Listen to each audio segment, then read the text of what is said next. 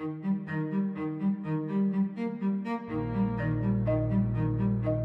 been talking about economic growth, how it started, how it diffuses, what the big problems are, how countries still trapped in poverty can spring free of the poverty trap. But the problem, we know, is more complicated than that. What if the world achieves economic growth? What if the poor countries, as they hope and rightly deserve, catch up with the high-income countries? What then for the planetary boundaries? What then for an environment already under tremendous stress? Remember that sustainable development makes a key point, that economic, social, and environmental systems are interlinked.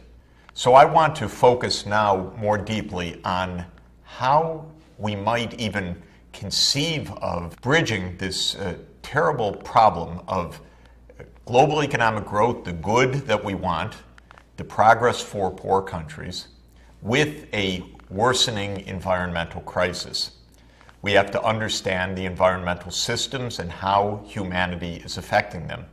Then we have to look for practical approaches, how we can reduce the pressures that humanity is placing on the climate, on the oceans, on the land, on other species, so that we can reconcile these two objectives and indeed make it possible to achieve all three of the basic goals of sustainable development: economic growth, fairness and social inclusion, and environmental sustainability.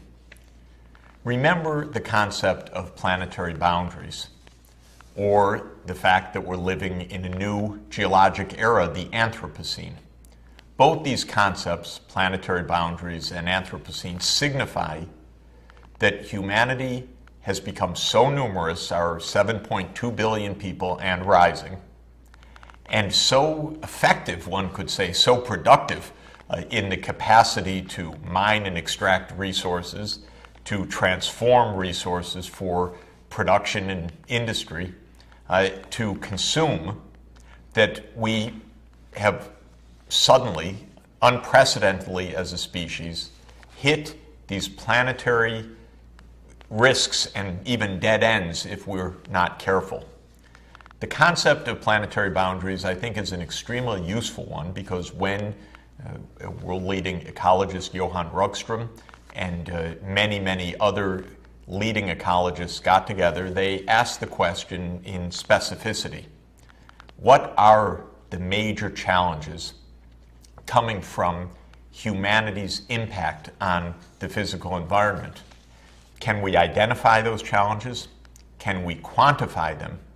Can we identify what would be safe limits for human activity so that we can begin, rather urgently because we're late to this, to redesign our technologies and our economic growth dynamics so that we can have economic improvement while staying within the planetary boundaries? You'll recall the picture that we looked at of the planetary boundaries around this circle, and I want to say a few words about each of these so that we can begin to look deeply at the question of how to reconcile growth and these various environmental threats. The first of the challenges, and the biggest, is climate change. This is being caused by humanity's use of particular technologies, especially fossil fuels, and the way we use land and grow animals and food that produces atmospheric change in the form of rising concentrations of a few particular gases. Carbon dioxide is the most important of these, nitrous oxide, methane, and a few more industrial chemicals are the greenhouse gases that have the property that they allow the sunlight in as ultraviolet radiation, but then when the Earth would re-radiate its heat to space, they trap energy in the form of the outgoing infrared radiation and thereby warm the planet. So these greenhouse gases are very particular molecules that have the property that they absorb infrared radiation. And so when their concentration in the atmosphere increases, that warms the planet. It's because of these greenhouse gases that life is possible in the way we know it, because that envelope of the atmosphere has made the Earth warmer than, say, the Moon, which lacks an atmosphere and is very, very cold as a result. But at the same time, if we perturb the greenhouse gas concentrations, raise them by raising the CO2 or the methane or the nitrous oxide in the atmosphere, then we endanger ourselves and other species. The second of the planetary boundaries is related: ocean acidification. This also comes from carbon dioxide in the atmosphere, which is increasing because of human use of coal, oil, and gas. The oceans are being acidified, made more acid, by the fact that the carbon dioxide in the atmosphere dissolves in the ocean, producing carbonic acid. And because of this acidity, various kinds of animal life, corals and shellfish and lobsters and very small plankton that also have these external shells made of calcium, are threatened by the increasing acidity, which makes it hard for these species to make their protective shells.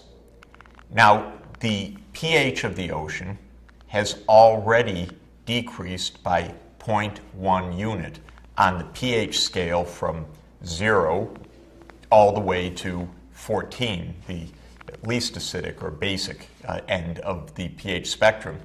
A change of 0.1 in the pH of the oceans doesn't seem like all that much, but this is a logarithmic scale. So what a decline of 0.1 signifies is an increase of protons in the ocean of 10 to the 0.1, or about 0.3, 30% increase of acidity in the ocean already, with a lot more to come. If you look at this map of the ocean, you can see the changes that are already being noticed on average in different parts of the world. The oceans are not uniformly becoming more acidic. That depends on ocean dynamics. But the shading of this colored map shows that we're already in an environment on a trajectory of dangerously rising ocean acidity. The third of these planetary boundaries is ozone depletion. We learned a while ago, accidentally, but thank God we learned it, that certain industrial chemicals, those that were used at the time for refrigeration mainly, chlorofluorocarbons or CFCs, when put into the air, would rise into the upper atmosphere, dissociate, and the chlorine in those CFCs would then cause the ozone layer in the upper atmosphere to dissociate. And a famous, horrifying finding was that there developed a big hole in the ozone over Antarctica.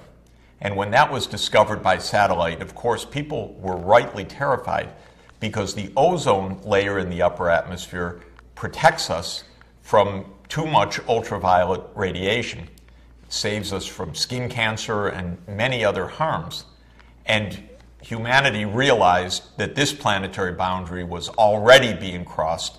The ozone was already being depleted unwittingly by us. This is what's so frightening. We didn't even know it until some brilliant atmospheric chemists unveiled the mechanisms by which these chlorofluorocarbons deranged and destroyed the ozone level. The next of the planetary boundaries is the heavy human-caused loading of nitrogen and phosphorus. When farmers grow more food, you'll recall that they put soil nutrients into the soil as organic fertilizers and as chemical fertilizers. Either way, incidentally, the nitrogen goes into the soil. Some of it gets taken up by the crops, but a lot of it runs off the farm into the water, into the groundwater, and it collects in the rivers, and especially collects in the estuaries, the point where rivers meet the ocean. And that heavy pollution of nitrogen and phosphorus coming mainly from fertilizer use is creating a tremendous amount of ecological destruction. We'll have a look at that shortly. The next big challenge of planetary boundaries comes from our overuse of freshwater resources.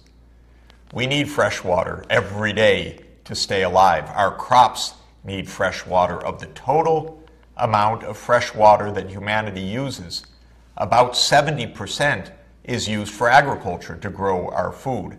About 20% is for industry, and about 10% only, interestingly enough, is for our household use, for hygiene and sewerage and the rest. We use so much water, especially for our food production, that we are depleting very, very important sources of fresh water. For example, in the United States, in India, in China, and in other parts of the world, we're drilling for water in groundwater aquifers.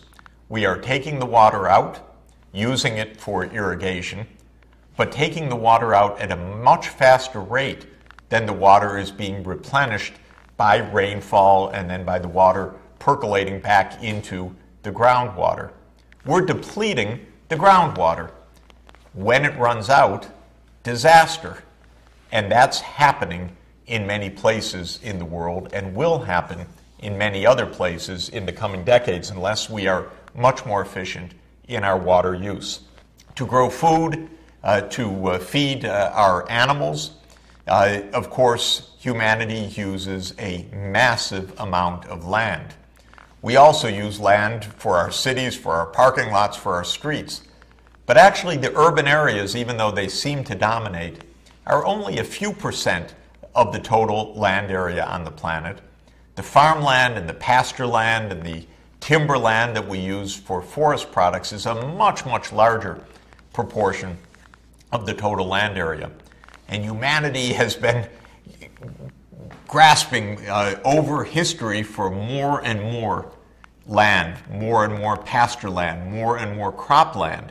After all, the human population, as we know, has increased roughly 10 times since the Industrial Revolution. That requires a lot more farmland to feed the 7.2 billion of us. The problem with that is that we share this planet with other species.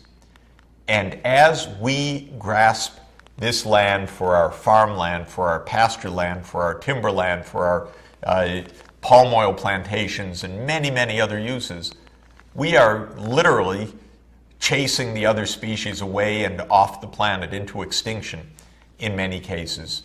Our land use is having devastating consequences on biodiversity.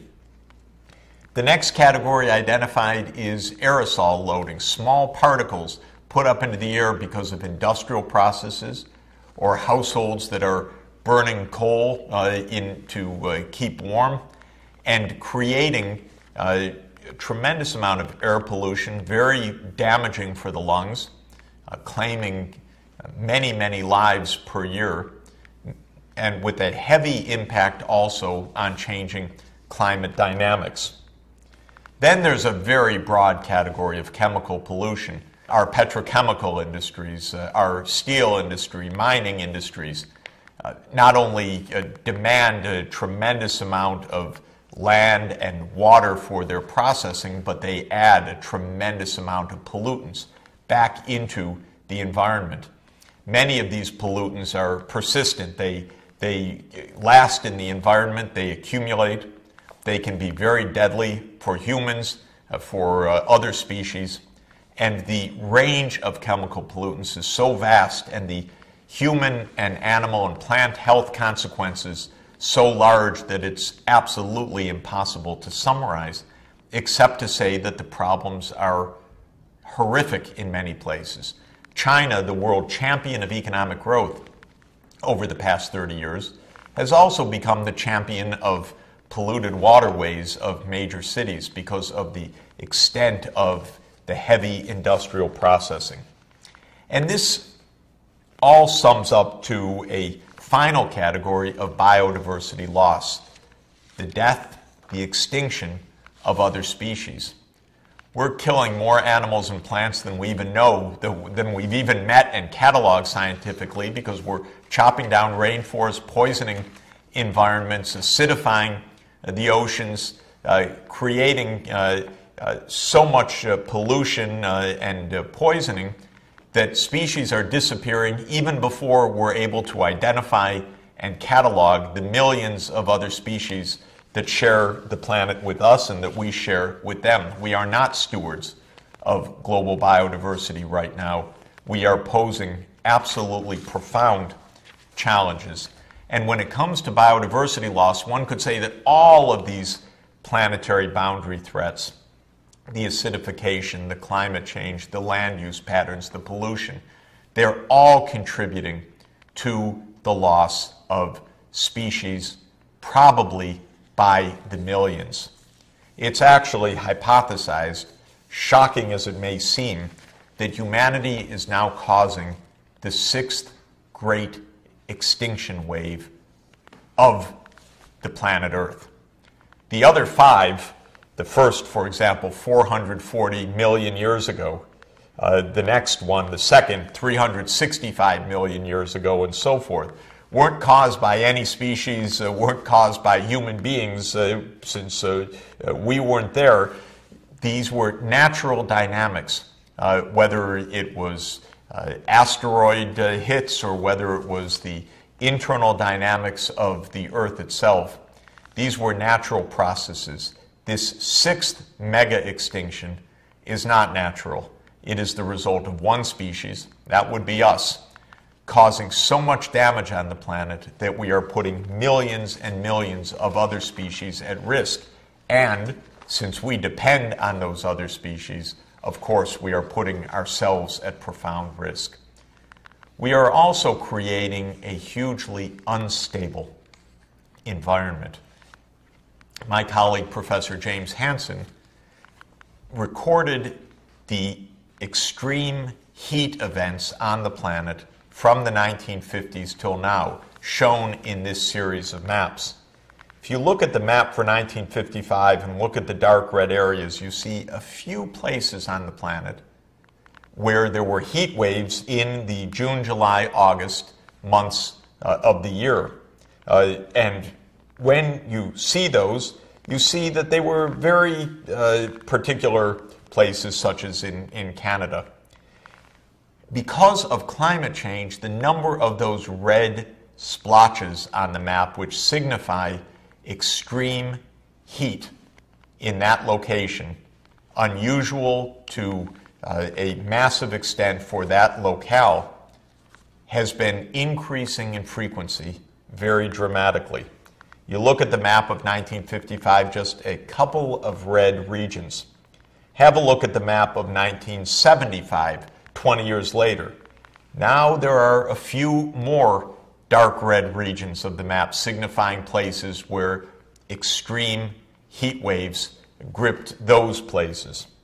But now jump ahead another 30 years or so to 2006 or 2007. Suddenly, the map is all red, it seems. The planet has been engulfed by what was an extraordinary shock 30 years ago, becoming commonplace now. We all know it. We're feeling our own heat waves wherever we are, and being amazed year after year as new and very uncomfortable and often very dangerous records are set in very high temperatures, gripping different parts of the planet each year. But what these maps are showing is that the frequency of these extreme events is absolutely shocking. Well, these are the planetary boundaries that have been identified. We know that we are already pushing against the limits. And our question in the coming analysis is, how can we think that that growth that we've been trying to decipher and promote can be reconciled with environmental sustainability and staying within these planetary boundaries when we already have so much challenge? That is our question as we now delve more deeply into the intersection of economic growth and planetary boundaries.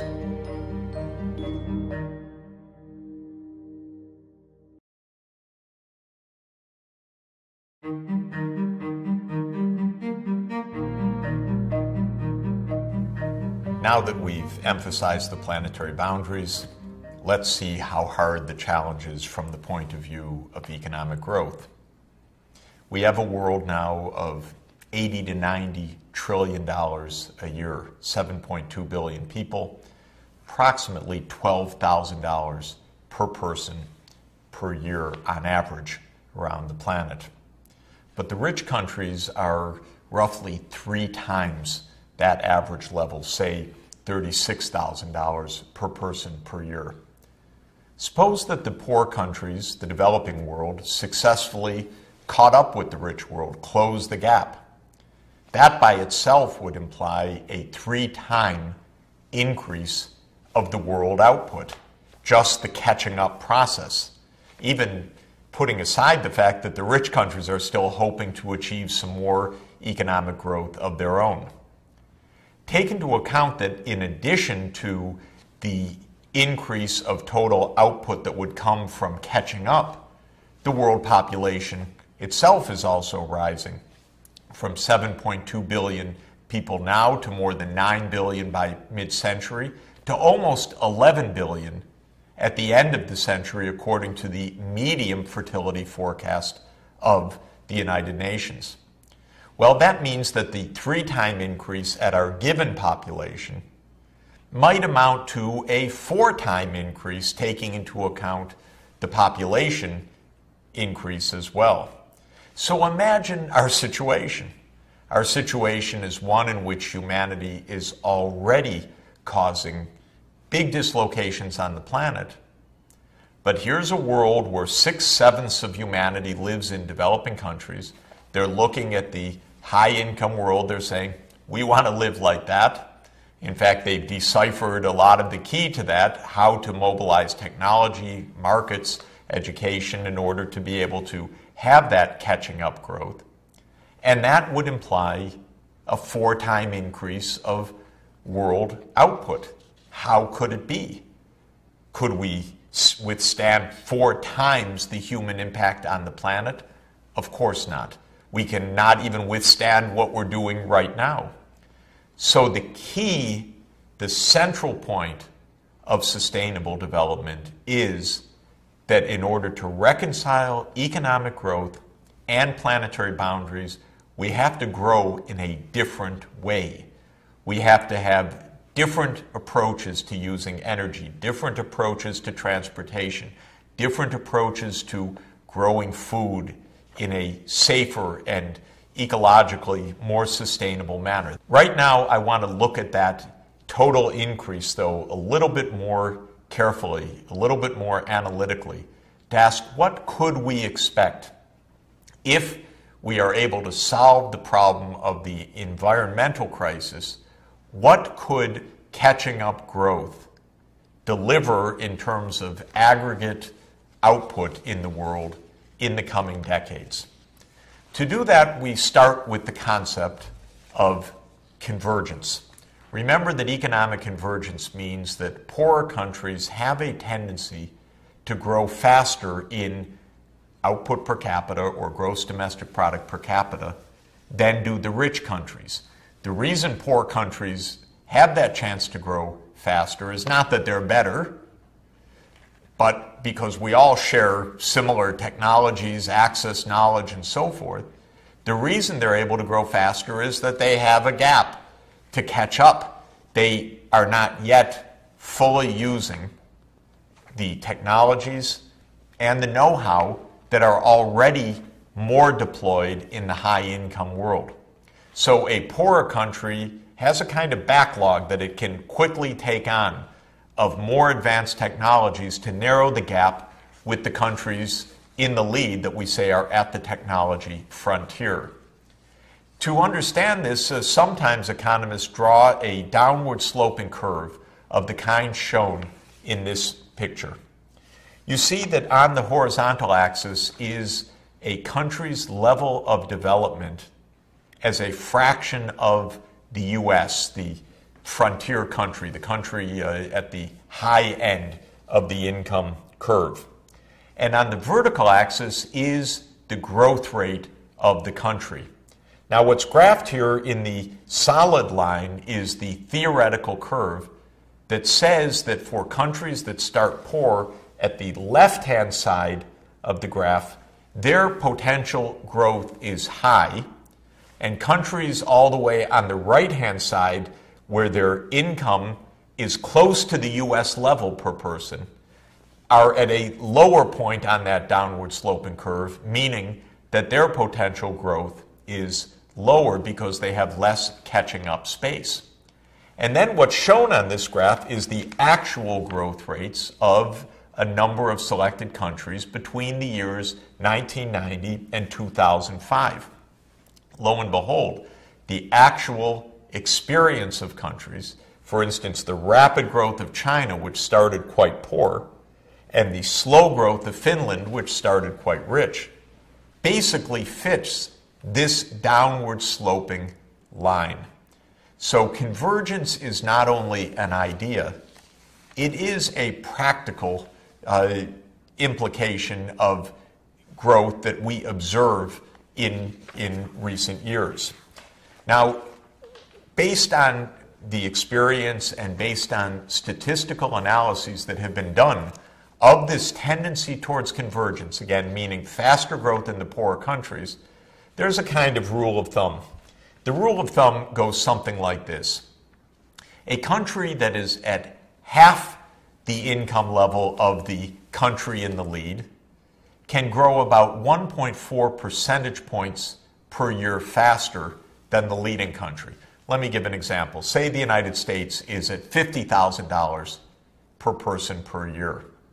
A country at $25,000 per person per year, having some headroom for fast growth, would grow about 1.4 percentage points per year faster in GNP per capita or GDP per capita than the United States. So if the U.S. has a growth rate per person of 1%, then the country at $25,000 would have a growth rate of 2.4% per year.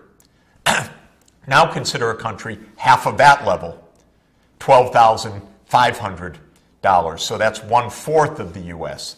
Add another 1.4% per year. So that makes 2.8 percentage points per year faster than the U.S. So if the U.S. is growing at 1% per annum in per person terms, a country that starts out at $12,500 per capita would be growing at 3.8% per year, 2.8 percentage points faster than the U.S. growth rate.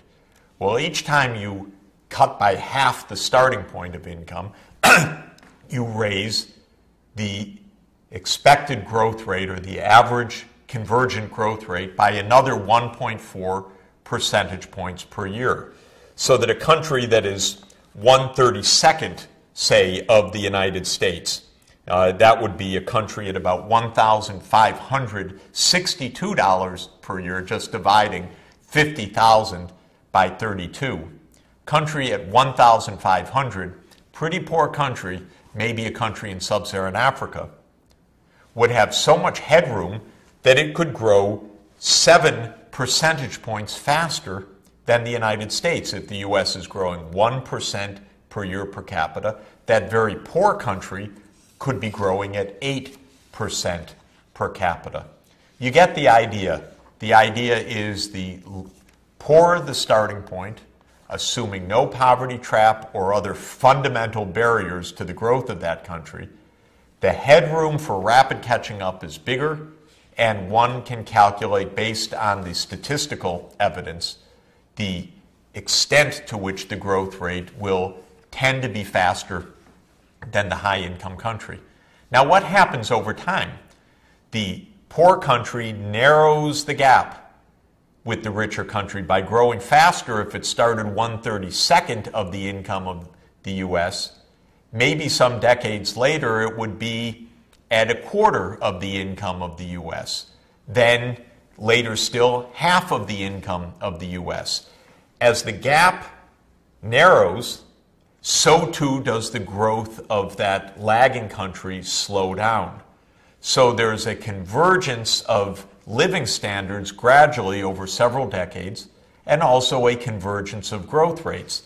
The poor country starts out very fast growing, and then as it becomes richer and richer and richer and closer to the technological leader, its growth rate too therefore slows down and eventually gradually converges with that of the technological leader. And I keep using the United States as the example of that.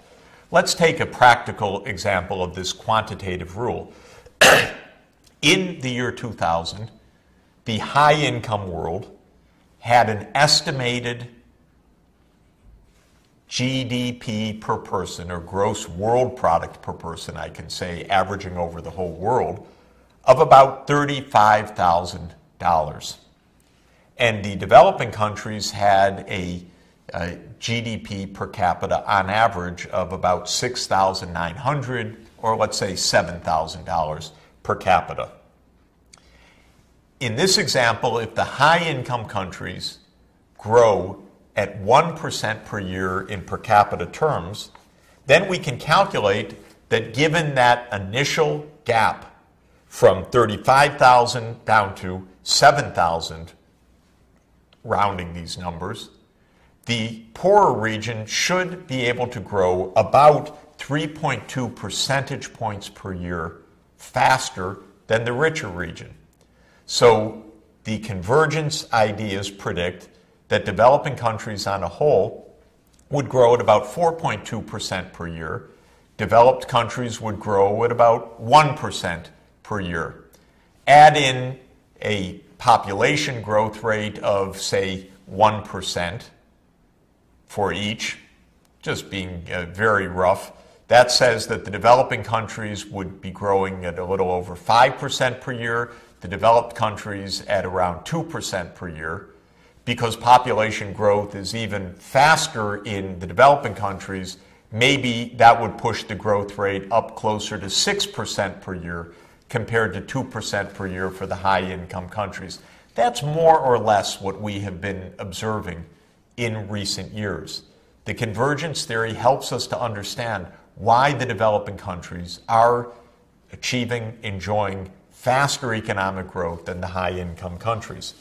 Now, if we trace this out for the next 40 years after 2010 to mid-century, and assume, that's just an assumption, that the high-income world averages 1% per year, and that the poorer regions catch up gradually with the high-income region along the lines of that convergence formula that I just described, you get a kind of a graph shown here, and it's shown with a logarithmic scale for the vertical axis.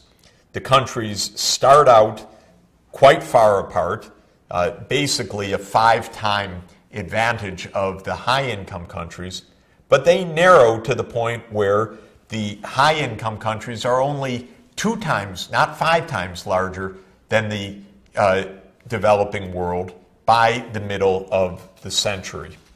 Well, what does this imply for total world production? Because remember, we want to understand this to see what kind of pressures are being implied by this kind of total world growth.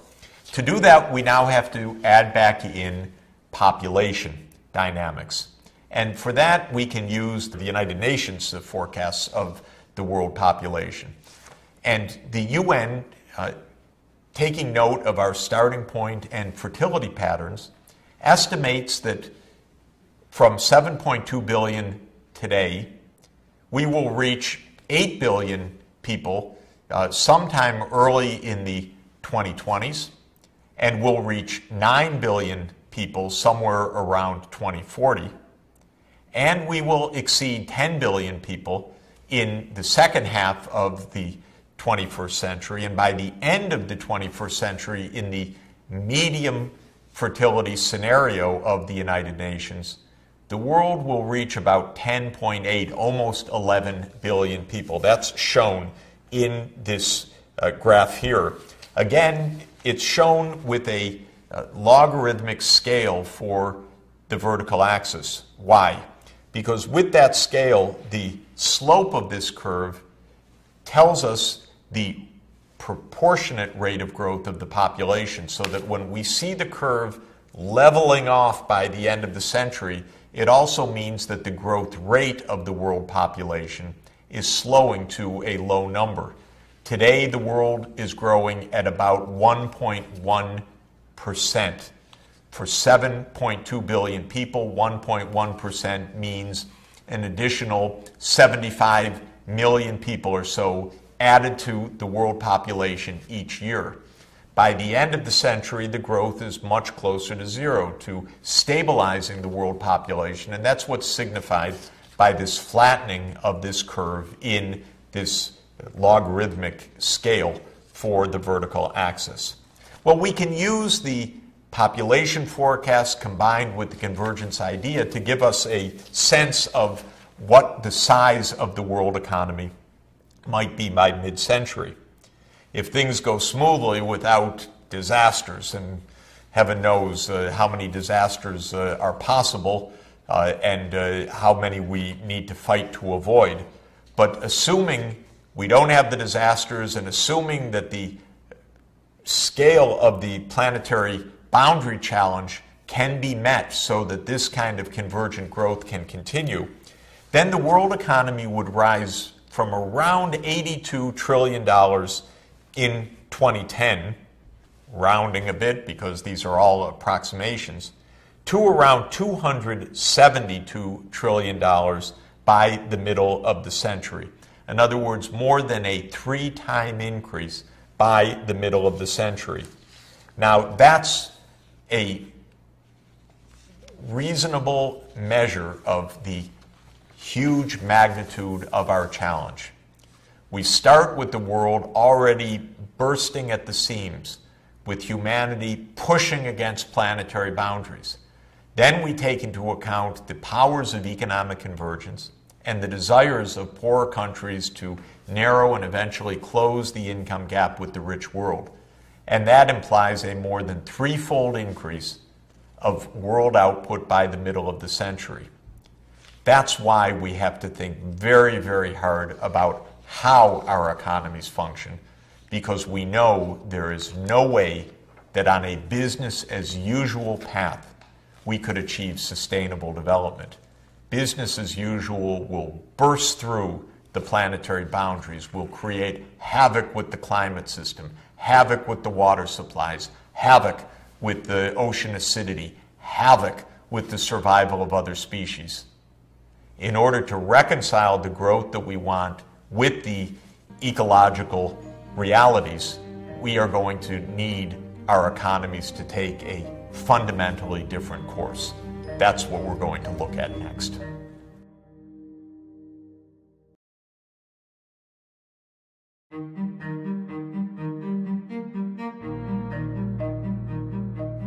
Of all of the problems of reconciling growth with planetary boundaries, probably none is more urgent and none is more complicated than the challenge of energy. Remember that the whole world economy grew up starting with the steam engine, then the internal combustion engine, the gas turbine, as a fossil fuel built world economy. Fossil fuels, coal, oil, gas, have been our friend. They have been the basis on which the modern world has been built. And indeed, until James Watt in 1776 came along with his steam engine, there was no way to even think about sustained economic progress, where would the energy for industry come from? Every time industry would start to develop in the pre-steam engine age, so many trees would be chopped down to feed the boilers that the limits of industrialization were very quickly reached. It was fossil fuels that allowed the breakthrough to the era of modern economic growth. I emphasize this because that history reminds us of how deep the challenge is. Right now, fossil fuels are not our friend because when coal, oil, or gas is burned, the carbon that is the basis of those fossil fuels combines with oxygen and produces CO2, carbon dioxide, which is emitted into the air, which is the main greenhouse gas, warming the planet, changing the climate, and endangering humanity and other species. And so what has been the key at the very core of the world economic growth is now at the core of our major problem. Well, you might say use less energy, but it's not so simple because as a physicist will remind us, what is energy? Quality energy is the ability to do work. Any useful work in an economy depends on energy. Sure, we waste a lot of energy in the form of release of heat or friction or driving cars much larger than they need to be or poorly insulated buildings. So energy efficiency is clearly part of any solution for sustainable development. But the world needs energy resources, will use energy resources, and the use of energy, even with a substantial gain of efficiency, is likely to increase in the aggregate as the world economy expands by factor 3 or by factor 4, as we have just seen. And so we have a problem. More energy is needed. The traditional forms of energy, the fossil fuels of coal, oil, and gas, can't do it for us because that would create a massive intensification of the climate change problem. How big of an intensification? That's what I'd like to discuss so that we get some parameters of where we are and where we're going. This graph shows, again, on a logarithmic scale on the horizontal axis and on the vertical axis, the income of different countries and the primary energy use of those countries, the energy consumption. Total energy used by a country would include the fossil fuels. It might include wood burning, hydroelectric power, geothermal energy, wind and solar power, nuclear power, or some other forms, for instance, biofuels. And what is done in this graph is for every country in the world to measure first the total output measured as the gross domestic product, and then to compare that with the total primary energy use, which can be expressed in a number of ways in units of kilowatts or kilowatt hours. It can be expressed in tons of oil equivalent energy, where you take the amount of energy in 1 ton of oil, and then for all the other kinds of energy, whether it's coal or gas or hydro and so forth, you look at the amounts of energy available from that resource and convert it as if it were tons of oil that had that much energy potential, and then express all the different energy sources with these conversion factors as a tons of energy equivalent amount of primary energy use. What you see when you graph the total output of an economy versus its energy consumption is essentially a straight line, though of course the countries don't fall exactly on this upward sloping line. What this line signifies is that a doubling of the size of an economy tends to be associated with a doubling of primary energy use. Energy use scales alongside in proportion and in relatively constant ratio with total size of the economy. So as the economy grows, the energy use will tend to grow alongside it, save for breakthroughs in technology that allow for greater energy efficiency. Let's look quantitatively at how much energy we use and what that implies for how much carbon dioxide we therefore emit into the atmosphere and what that implies for how much climate change we're causing. If you look at the amount of energy use by country, you find that, roughly speaking, this is on average because countries differ, but they don't differ all that widely.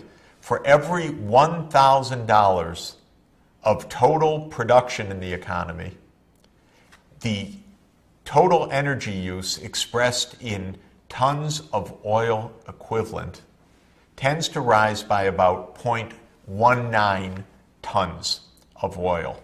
What is 0.19 tons of oil? These are metric tons, so a metric ton is 1,000 kilograms. So 0.19 of a metric ton is 190 kilograms. So let me put it again this way. $1,000 of production on average, expressed in $2,005, let me add one more parenthesis, is associated with about 190 kilograms of oil use, or an equivalent amount of energy contained in coal or natural gas or one of the other non-fossil fuel forms of energy. That gives us the scale of how much energy we use for each $1,000 of production. Now, if you look at the mix of the energy sources in the world, mostly fossil fuels, but also some nuclear power, some wind, some solar, some charcoal from trees, some biofuels, say from sugarcane converted to ethanol for automobile use, as in Brazil. On average, every ton of oil equivalent energy is equivalent to about 2.4 tons of carbon dioxide emissions. In other words, burn a ton equivalent of energy and you put up more than 2 tons of CO2 into the atmosphere. How much CO2? That depends on exactly which energy source you're using.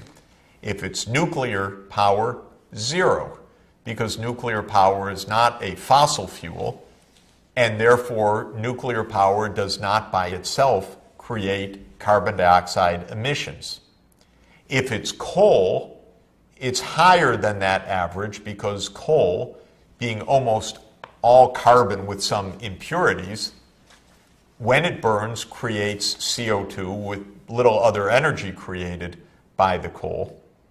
And so coal creates the most carbon dioxide emissions per unit of energy of any fuel. Gas and natural gas and oil a bit less. So coal, for a ton of coal burned, you get about 4 tons of carbon dioxide emitted into the air. For a ton of, I should say, not for a ton of coal, but for an amount of coal equal in energy to 1 ton of oil. That's the right way to say it. You get about 4 tons of CO2 emission. For 1 ton of oil, you get about 3.1 tons of CO2 emission. For the amount of natural gas equivalent to a ton of oil in its energy content, you get about 2.4 tons of CO2. And for hydroelectric power, for solar power, for wind, 0. So you can see why those energy sources are highly desirable from the point of heading off climate change. Let's summarize again. Each $1,000 of production requires 190 kilograms or 0.19 tons of oil equivalent of energy.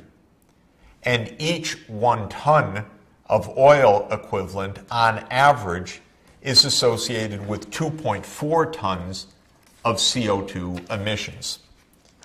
So let's do the arithmetic. Expressed in 2005 dollars used for this illustration, the world economy in 2010 was at about $68 trillion. $68 trillion times 0.19 tons of oil equivalent per $1,000 times 2.4 tons of carbon dioxide per ton of oil equivalent energy turns out to be 31 billion tons of CO2 emission. And voila, that's what the world released into the atmosphere in 2010 by virtue of its fossil fuel use. So you see, we can measure the size of the economy times the energy use per unit of economy per $1,000 times the amount of CO2 released per unit of energy. And the result is a very big number, 31 billion tons of carbon dioxide released. We also put CO2 into the atmosphere as humans in other ways. We chop down trees. And when we chop down trees, the carbon that was stored in those trees is released into the atmosphere if the trees are burned or decay. And so carbon that was sequestered biologically is released into the atmosphere as well. That adds a few billion tons of carbon dioxide emissions in addition to those caused by fossil fuel use. Little more arithmetic. For every ton of CO2 put into the air, just a bit less than half of that stays in the air because some of the CO2 dissolves in the ocean, some of it gets sequestered in plants and trees back on Earth. And so of the 1 ton that's put into the air, approximately 0.46 of that, or 46% of what's emitted into the air, stays in the air. And the other 54%, typically, is stored in what are called natural sinks, the oceans or the land. Now, that means that if we put 31 billion tons into the air, a little over 14 billion of those tons stayed in the air.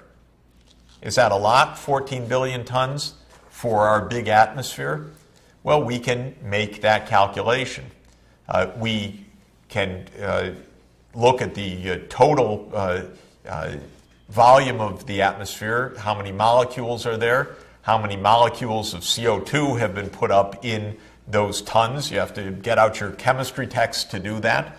And what you find when you do that is that for every 7.8 billion tons of carbon dioxide put into the atmosphere, the concentration of carbon dioxide in the atmosphere rises by 1 part per million. So that's the translation factor.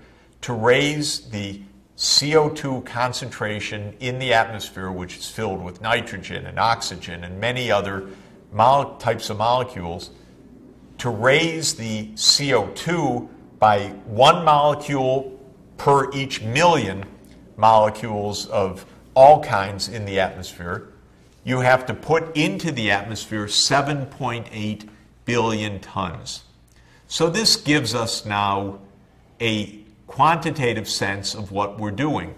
If we have put 14.2 billion tons staying in the air, and 7.8 billion tons raises the carbon dioxide concentration by 1 part per million, then the amount that we emitted into the atmosphere in 2010 from fossil fuel use raised the carbon dioxide concentration by about 1.8 parts per million, or nearly 2 molecules for every million in the atmosphere were now CO2, raised in CO2 concentrations. Is that a lot? Yes. Is it frightening? Yes. Let me show you why.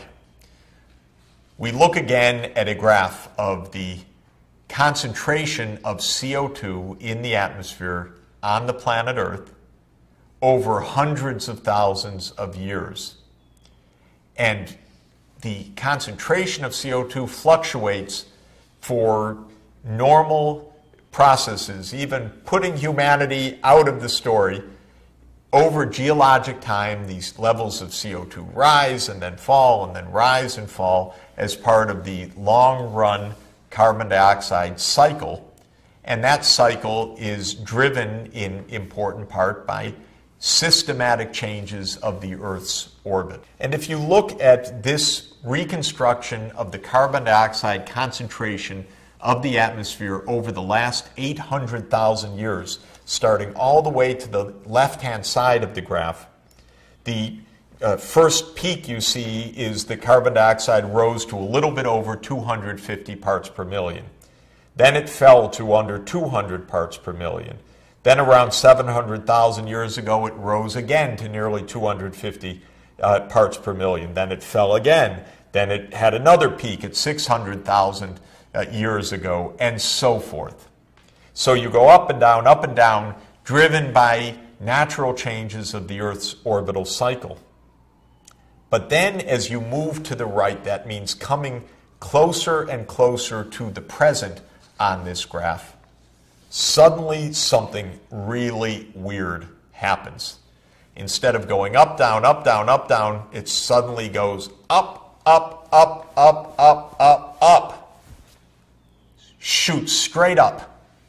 Just in the last 100 years of this 800,000-year graph. That's humanity burning fossil fuel. Thank you, James Watt. Great invention, great idea. You made possible the world economy. But now look at the situation. CO2 soaring. How high does it go? Far higher than anything we've seen on this planet for 800,000 years, indeed for 3 million years. In 2013, it reached 400 parts per million, a CO2 concentration the likes of which we have not seen on the planet Earth for millions and millions of years. What the climate scientists tell us is that this kind of change is consistent with a significant rise of temperatures on the planet.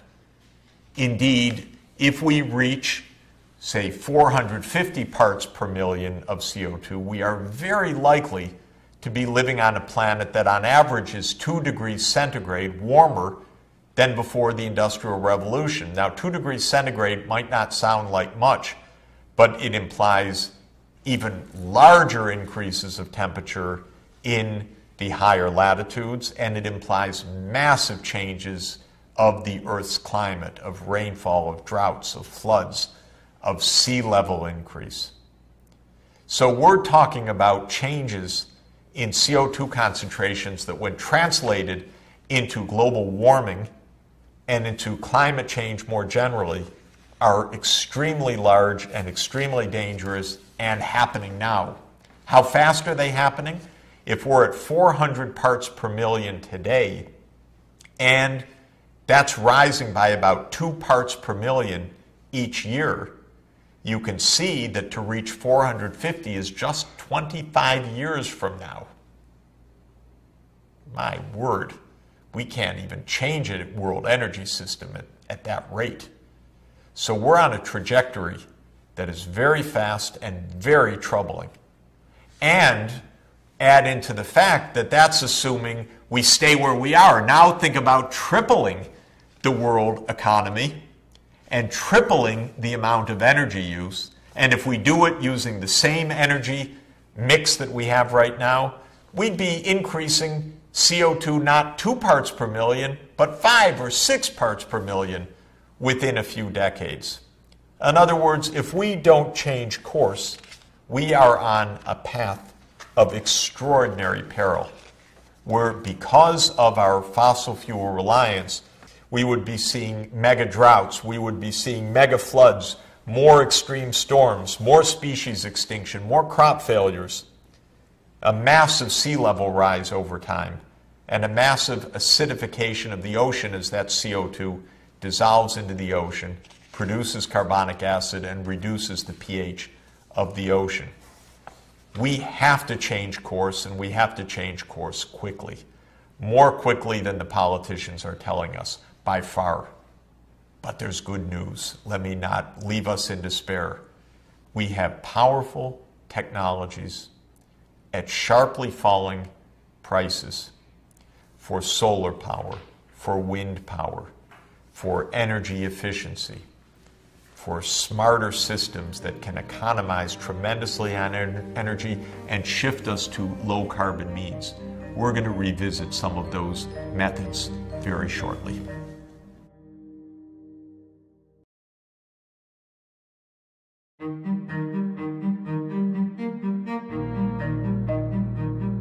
You would think, I think intuitively, that energy would be the dominant way that humanity is impacting the planet. We've just seen how massive energy use translates into rising carbon dioxide and climate change. And energy, of course, is everywhere in our transport systems, our power supplies, our industrial processes, our home use. But it's quite arguable, I would say it is right to say, that the agriculture sector has an even larger impact on the physical planet and the various Earth systems than energy. Energy is causing climate change.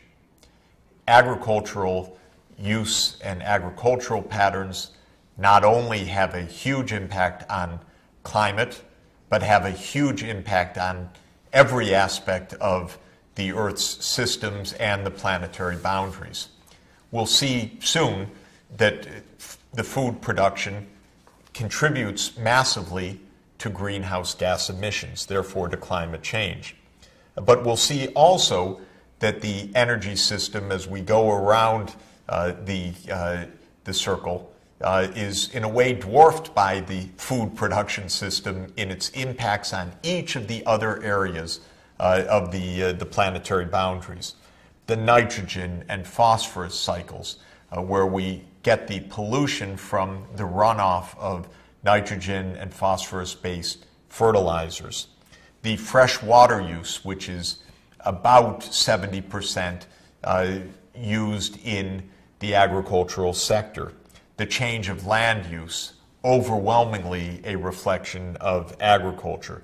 The loss of biodiversity, coming from the way that farmlands and pasture lands and tree crop plantations absolutely threaten habitats of other species unless agriculture is done in an agroecologically friendly manner. Chemical pollution, with the heavy application of chemicals such as herbicides and pesticides used in agriculture. There's a tremendous amount of chemical impact from the farm system. So it is quite arguable that farming dominates all of the human activities in terms of the anthropogenic effects. Anthropo, human, genic, caused by. That is the various human-caused impacts on the planet. Now this is in a way ironic because it takes us right back to the beginning of the modern economic era and to the very beginning of economic studies, just like Adam Smith does, and just like Adam Smith's wisdom is still useful today, so too is that of another great thinker, Thomas Robert Malthus, who wrote a famous text in 1798 called Principles of Population. Malthus was afraid. He was also afraid of planetary boundaries, but for a slightly different reason. Malthus said that the human population has a tendency to rise at a geometric rate. And so if left on its own with the basic needs met, the human population would continue to expand rapidly. He was right in that. When he wrote the Principles of Population in 1798, the total population may have been 800 million, maybe 900 million, roughly 1/10 of the level that it is today. So Malthus was right that human population tends to increase markedly at a geometric rate, he said. Now, he feared that the ability to grow food would only increase at an arithmetic rate, that is, adding a certain number of tons of feed grain or food grain per year to the world's capacity to grow food. And Malthus said, look, any geometric growth will always overtake any arithmetic growth. So the growth of the human population is always going to overtake the ability to grow food, he said. And at some point there will be so many people that hunger will ensue. And when hunger ensues, there will be various kinds of devastating feedbacks, whether it's war, whether it's famine, whether it's disease or other scourges, that will push population back down, but will mean that humanity won't break free of the physical constraint on the ability to grow food. Now, Malthus did not anticipate the scientific advances of the Green Revolution, for example. He didn't anticipate modern seed breeding. Of course, even Mendel, who invented the modern science of genetics, would come basically about 3/4 of a century after Malthus. Malthus also didn't anticipate the breakthroughs in the science of soil nutrients and the use of chemical fertilizers to replenish soil nutrients and to boost food yields. Nor did he anticipate at least the potential for the human population to stabilize by means of modern contraception and family planning and choices that households make. So Malthus couldn't see the full dynamic ahead, but he worried that the human population would outstrip the carrying capacity of the planet itself. For a long time, economists and others laughed at Malthus. They said, you got it all wrong. You see, modern science allows us to grow enough food for a geometric rise of the population. We know how to add fertilizer. We know how to have high yield seed varieties. But you know, Malthus is a pretty clever guy, and he had a real insight. And we're not done with his story yet, because his warning rings true today. While it is the case that increases of food production technology in agronomy and food processing, storage, transport, and the like has made it possible to feed 7.2 billion people, though not all of them by any means fed well or nutritiously, it is also the case that the food production system is so destructive of the environment that Malthus is still there waving his finger saying, not so fast, you haven't proven that you can grow this amount of food sustainably. What's going to happen when the water runs out? What's going to happen when the nitrogen and phosphorus loadings become so large and so forth? So I would say we're not at the end of the Malthusian story yet. Sustainable development calls for a renovation, a reform, an upgrading of the technological systems to grow food. It calls for us to eat more wisely as well, eating the kinds of food products that don't threaten the natural environment. For example, not eating endangered fish species or endangered species of land mammals, unfortunately, some of which are in huge supply as delicacies, even to the point of illegal hunting and poaching and threatening the very survival of these species. So changing farm systems and changing human behavior in terms of our diet and use of agricultural products is possible. But in order to meet Malthus's challenge, we still have to prove that it's possible to grow food in a sustainable manner for all of the people properly nourished on the planet, and with the food system recognizing and respecting the planetary boundaries. Boy, are we far from this today. Let's think about some of the ways that the food system is impinging on the planetary boundaries. First, the food system is an enormous source of greenhouse gases. Of course, agriculture uses a lot of energy for planting, for harvesting, for storing, transforming, and transporting food and other agricultural commodities.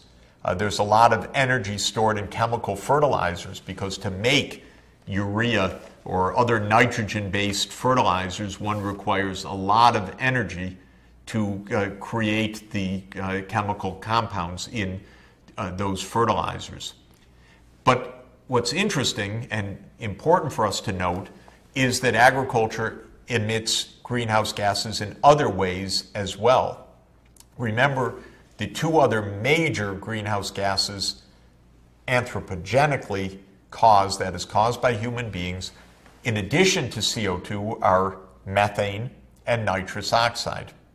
Now, methane, or CH4, is emitted in a variety of ways. It's emitted by anaerobic processes in flooded or paddy field rice, for example, where the metabolic processes of the bacteria release methane into the atmosphere. It's also released from the gut of ruminant livestock. When cows chew their cud and digest their food, they are also emitters of methane on a large scale. Nitrous oxide is emitted partly through industrial processes and electricity production at coal-fired power plants, but it's also emitted by the chemical decomposition of nitrogen-based fertilizers. So fertilizers are a source of nitrous oxide in the air, but they're also a source of water pollution in the sea. In both cases, the nitrogen is applied on the farms, but it's not taken up by the plants themselves. It either volatilizes into the atmosphere or it runs off into the water and then on the way through the rivers and groundwater to the ocean. So greenhouse gases is one major way that the agriculture system impinges, causing climate change. Land use change and habitat loss is another obvious way. Humans use land primarily not for our cities, not for our highways, but for our farms and our pasture land and our timberland. And we have already taken hold of so much land, so much photosynthetic potential to feed us, that we're depriving other species not only of their natural habitats, but of the food that they need to stay alive. And that's why we're driving the numbers of other species down sharply. Agriculture, as I mentioned earlier, is a major source of chemical pollutants, often very long-lasting and very toxic chemicals that are used as pesticides and as herbicides and as other parts of the food production chain. Agriculture has another perverse threat, which is called invasive species. Invasive species means that humanity advertently or inadvertently, but generally unwisely, takes a species from one part of the world, puts it into another environment, perhaps where there's no competition with that species. If it's an animal, it can run wild. If it's a plant or a weed, it can take over a land area or a lake, for example, dominating the local biodiversity. Invasive species means that we are rearranging the biogeography, the places on the planet where various species exist. And we're putting lots of species at risk by invading ecosystems where they don't belong, where they are not native, perhaps where they have no predators, or where they can invade and take over a lot of the resources of that ecosystem. Nitrogen and phosphorus runoff I've already mentioned.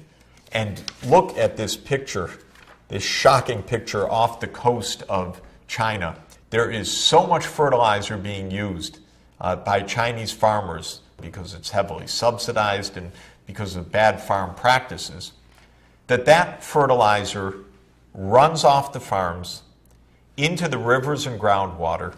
It accumulates in the estuaries and off the coast, and it creates this kind of algal bloom. An algal bloom means that there's such a sudden, massive loading of nutrients, nitrogen and phosphorus in particular, that the algae, which either naturally grows in a particular place or has been introduced, say, by fisheries practices, suddenly has this massive feast of nitrogen and phosphorus, and there's an explosion of the amount of algae. This algae will die. Then it will be decomposed by bacteria. As those bacteria feast on the algae, the dead algae, they will be respirating and they'll be using a lot of the oxygen in the water. They will deplete the oxygen as part of their respiration process. And by depleting the oxygen, they will create an oxygen-depleted zone of coastal waters. That's called a hypoxic zone, low oxygen, hypoxia. And low oxygen kills the fish, kills the other species. Suddenly you have what ecologists and marine biologists call a dead zone. There are dead zones all over the coastal world now, especially in the estuaries. Estuaries where the fresh water of rivers meets the salt water of the oceans are wondrous ecosystems. Our shellfish and many other species are often indigenous to those locations. And they're being threatened by this nutrient loading, by the eutrophication, and then by the hypoxia that results, creating dead zones and hypoxic regions in more than 130 estuaries around the world. The food system also gives rise to new pathogens. When we have industrial breeding of poultry, for example, all crowded together, we have learned that there is recombination of genes of bacteria and viruses. When livestock and poultry out in the open mix with the wild species of geese and other species, you get further recombinations.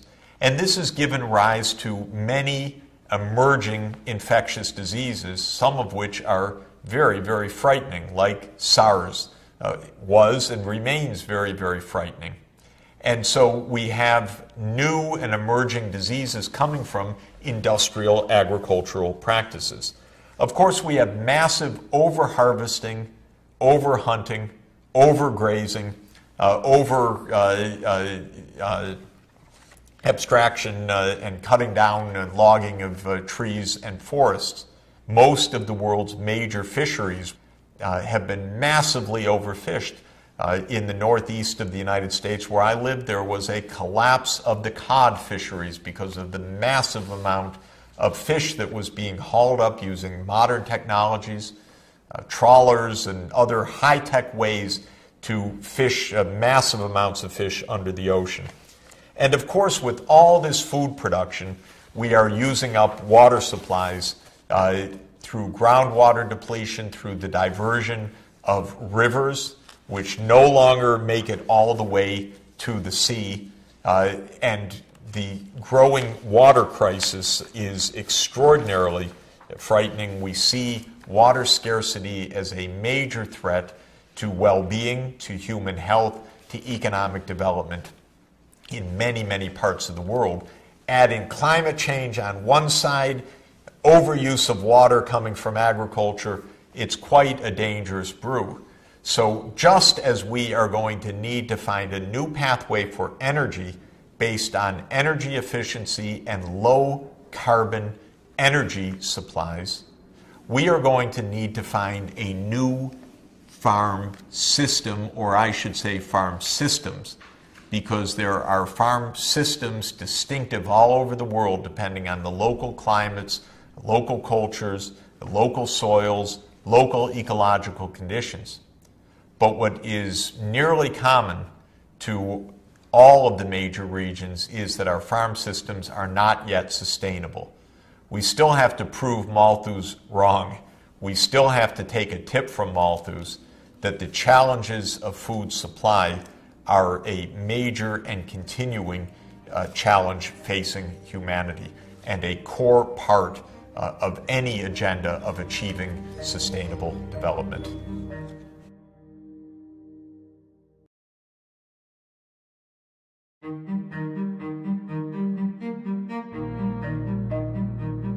We're in search of a sustainable development trajectory for the planet. We want to help countries grow, especially the poorest countries, to break free of the poverty trap. We need to respect planetary boundaries, and we want growth to be fair, widely shared, with a broad, inclusive prosperity. We've seen how hard this is going to be, whether it's the energy system or the food production technologies that are going to have to change markedly. But a big part of the challenge, the extent of the challenge, the ability to meet sustainable development will depend on the future of population dynamics. The more people there are on the planet, the more mouths to feed, the more challenges there will be to reconcile the economic objectives of rising living standards per person multiplied by a larger number of people and respecting the planetary boundaries. And so facing the question of population is key.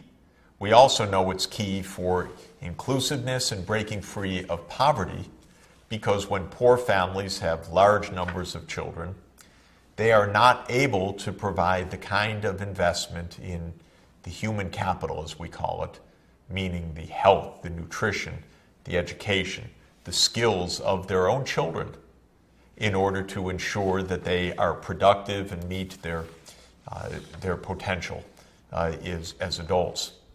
And so reducing the fertility rates voluntarily, respecting human rights and family desires to levels that are low enough to foresee a stabilization, even a gradual decline of today's large population, or the one that we will have on the planet in the future, will make it easier to achieve the other aspects of sustainable development as well: social inclusion, ending extreme poverty, and, of course, as I'm emphasizing, respecting the planetary boundaries.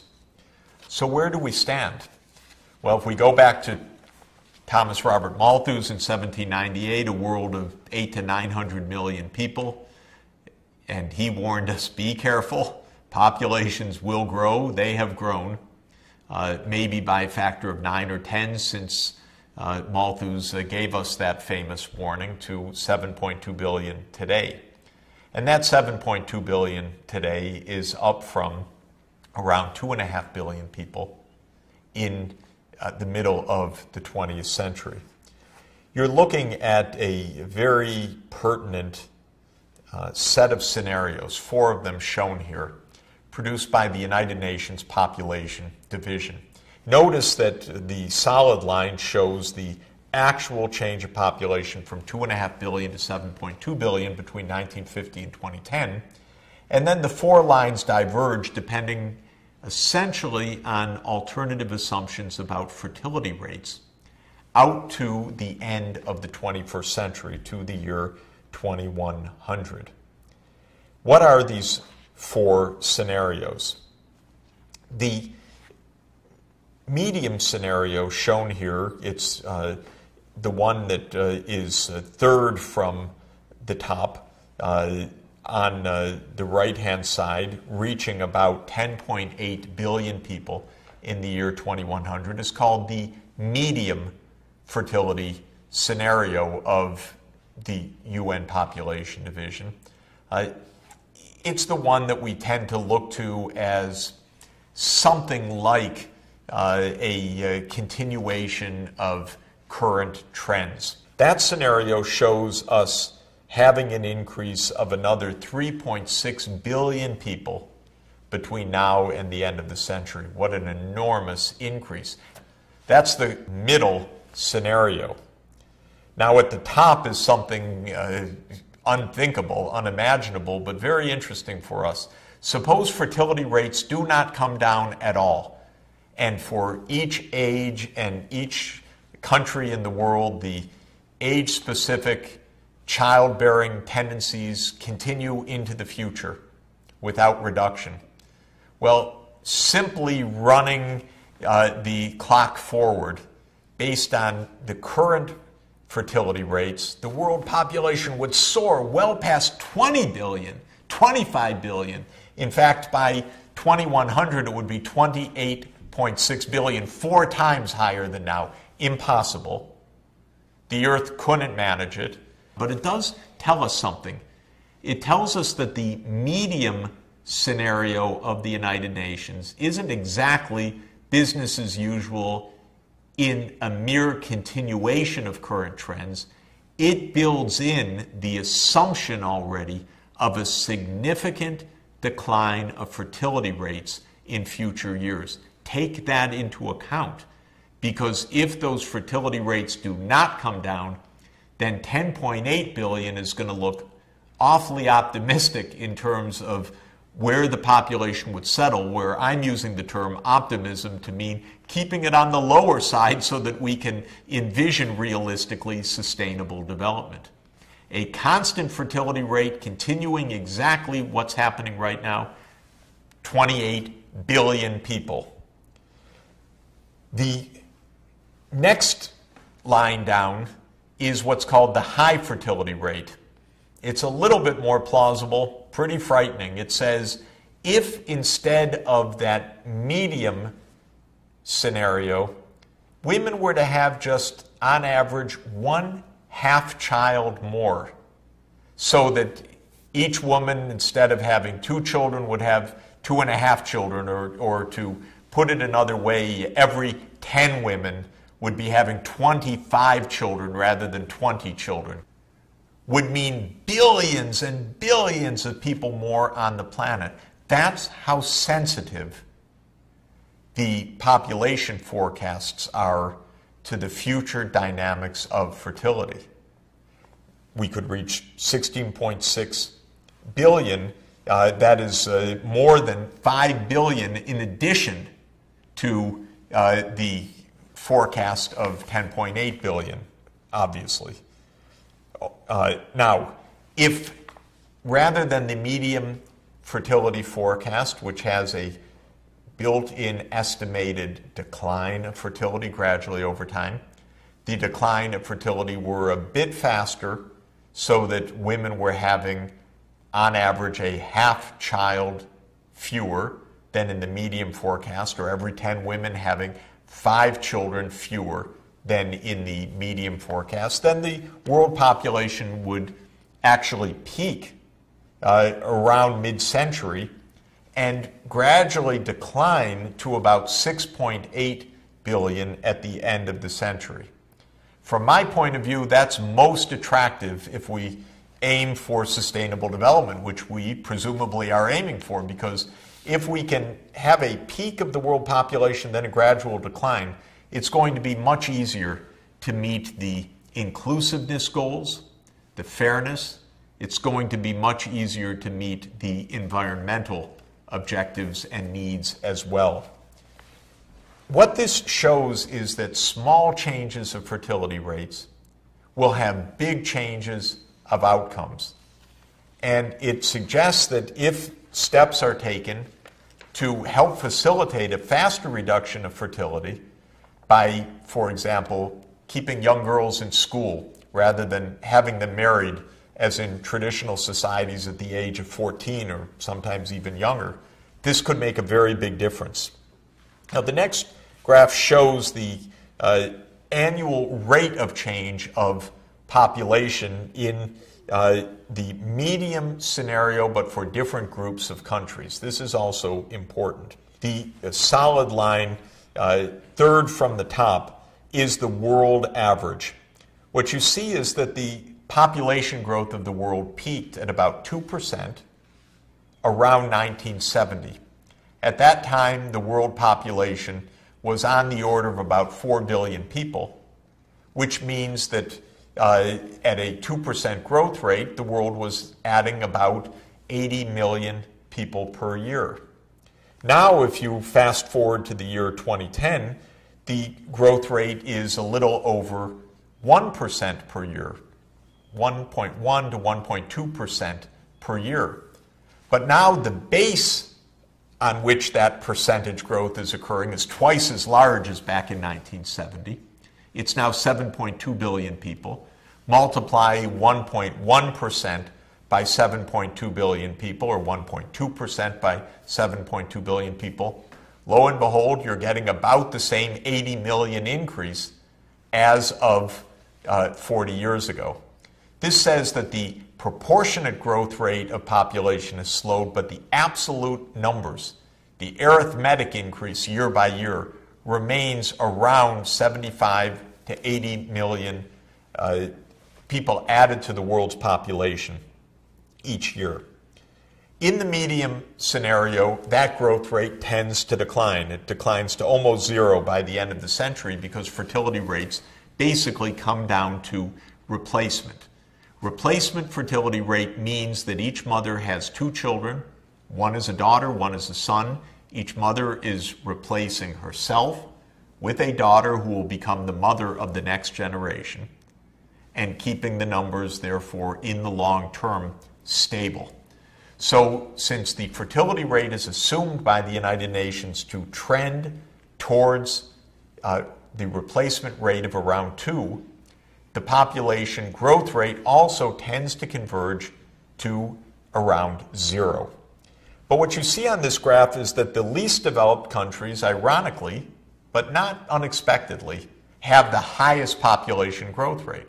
Those are the places where family planning is not used. Those are the places where girls drop out of school early. Those are the places where women face massive discrimination. They're not in the labor market.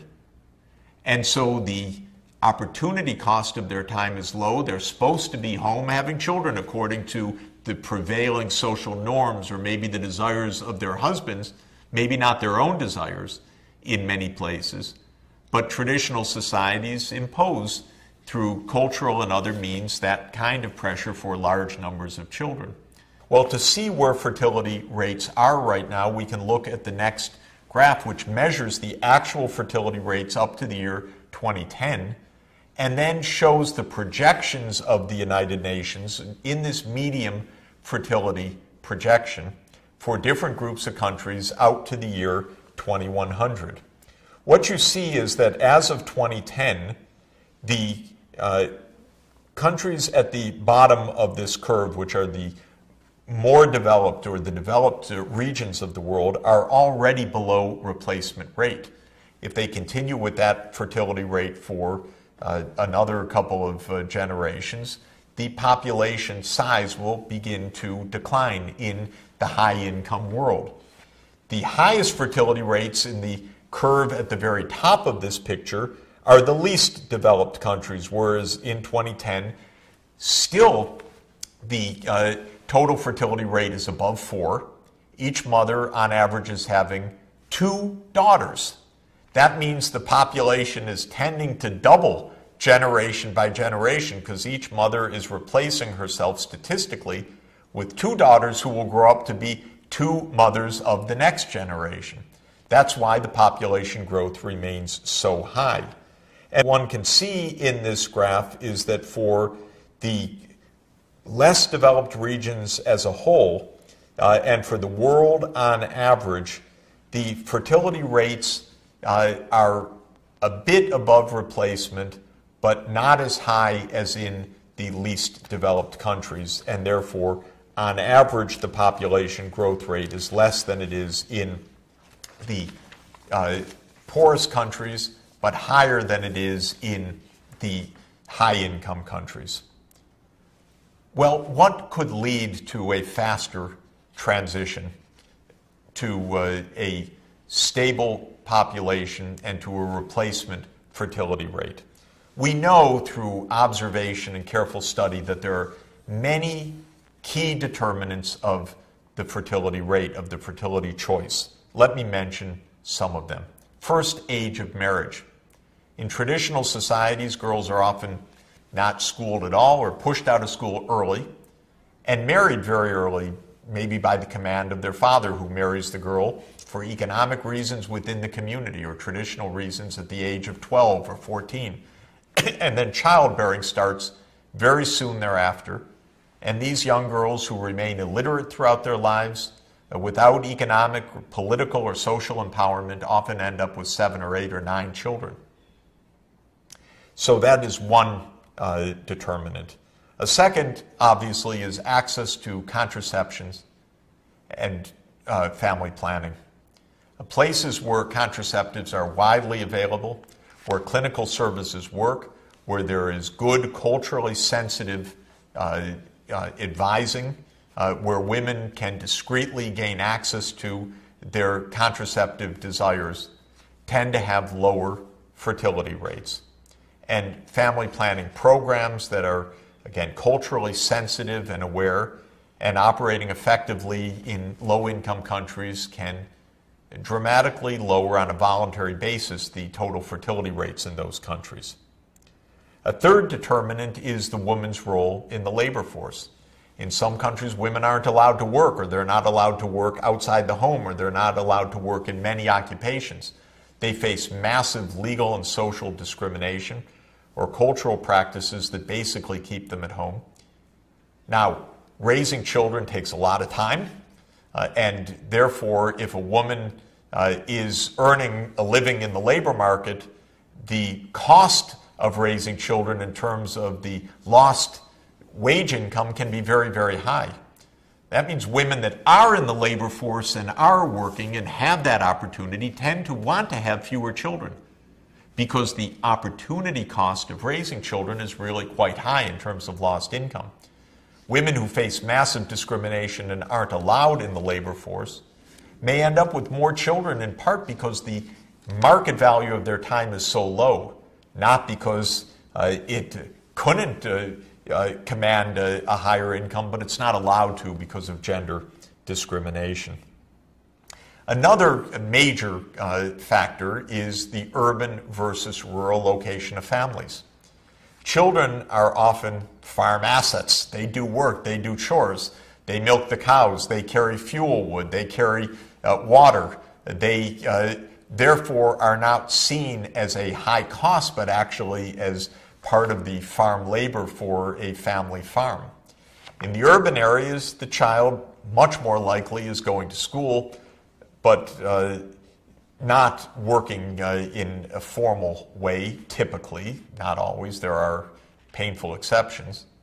But this means that on average, families in rural areas see the cost of raising children to be lower because they see even young children being economic inputs to the household production, whereas that's not the case in urban areas. When families move to urban areas, their fertility rates come down. Child survival is another key determinant. If it's with the good reliability that the children will survive, families choose to have fewer children. If there's worry about whether children are going to survive, many risk-averse households will have many, many children, to compensate for the expectation that some of the children will die.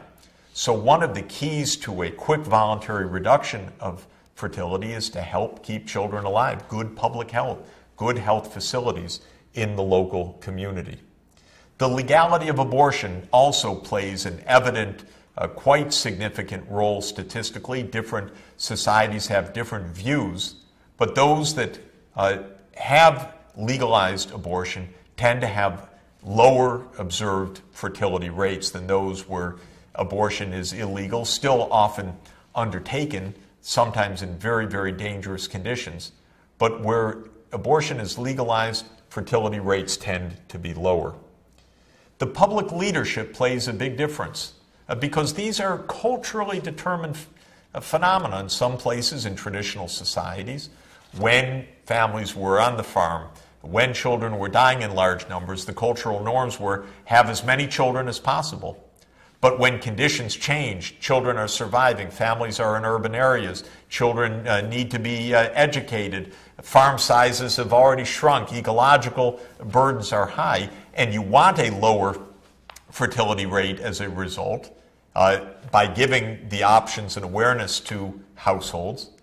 Then the political leadership saying, you know, for your good, your farm size has shrunk, you're trying to help raise children with good education, have fewer children. The political leadership and the public awareness can play a huge role, as of course do the role models that people see. One of the things sociologists have found is that when television sets come into a poor rural area, fertility rates tend to come down.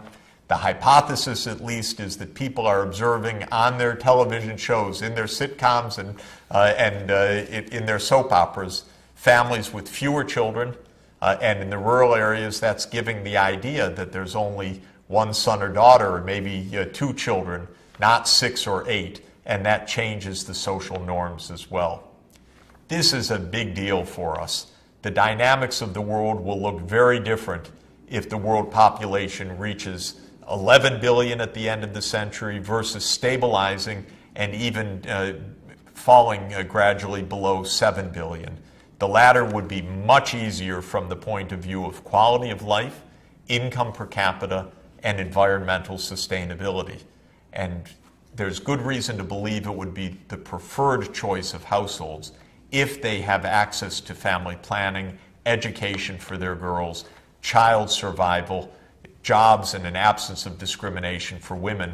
Provide those conditions, most likely households will absolutely take the opportunity on a voluntary basis for a sharp reduction of fertility rates, helping to move the world more quickly to a peaking and stabilization and then gradual decline of the world population thereafter.